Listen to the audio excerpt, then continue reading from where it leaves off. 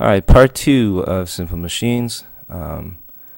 Last time in part one, we talked about the definition of simple machines and how the important thing to remember is that simple machines do not reduce the work that you have to do. It just makes the work easier to do. And it does that by either changing the direction of the force you apply or reducing the amount of force that you require. And I think we got to lever, inclined plane, and screw the last time in part one.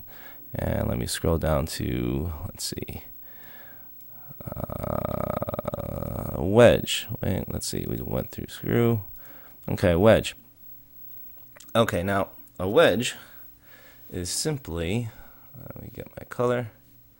A wedge is simply an inclined plane, all right, but it's smaller and it's movable, as you can see here in this doorstop. All right, it's just like an inclined plane, but in miniature size. And so when we sharpen the edge of that inclined plane, you get a knife, or you get, I think it's just called a wedge, I don't know, to split logs. Also, the sharpness of a nail that allows you to penetrate the wood also makes that a wedge. And there's a lot of examples around you probably that you can see of a wedge. Next one is a pulley, and if we wanted to lift a box,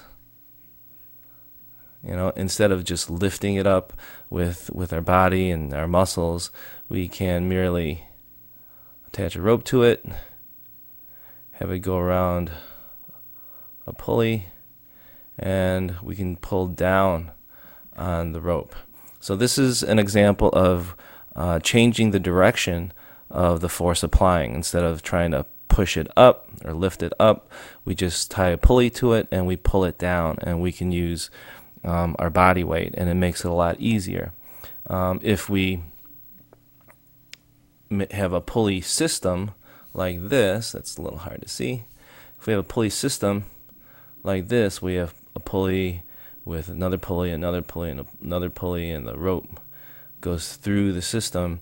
It actually makes the amount of force much less, or the force required much less. You don't have to pull very hard, but you will have to sacrifice the distance of the rope that you have to pull. You have to pull a greater amount of distance, but you know, it'll be a less amount of force, so it'll be doable.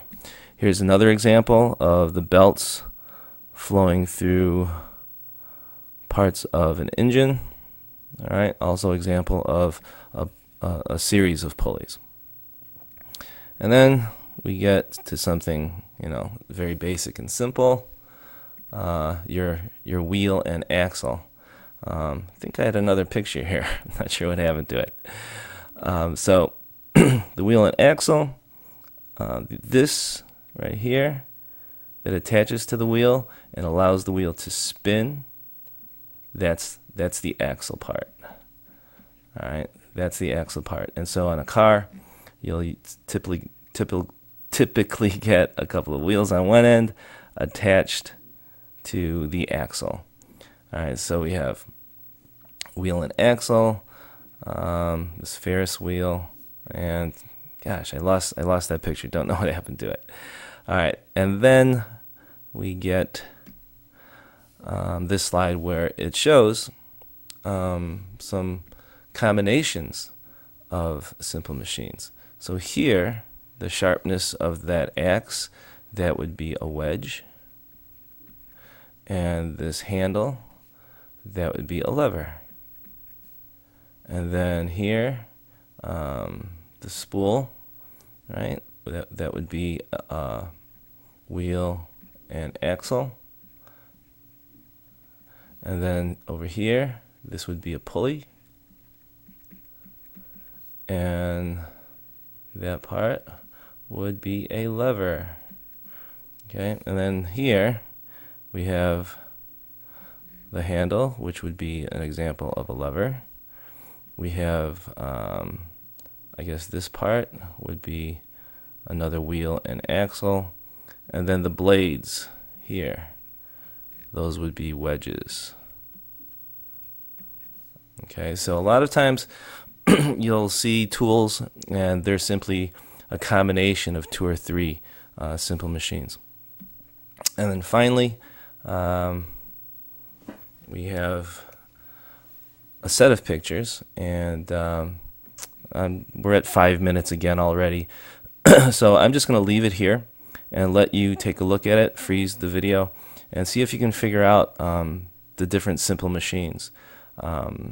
Many of them have 2 examples. For instance, the shovel, this part here, that sharp part, that could be considered a wedge.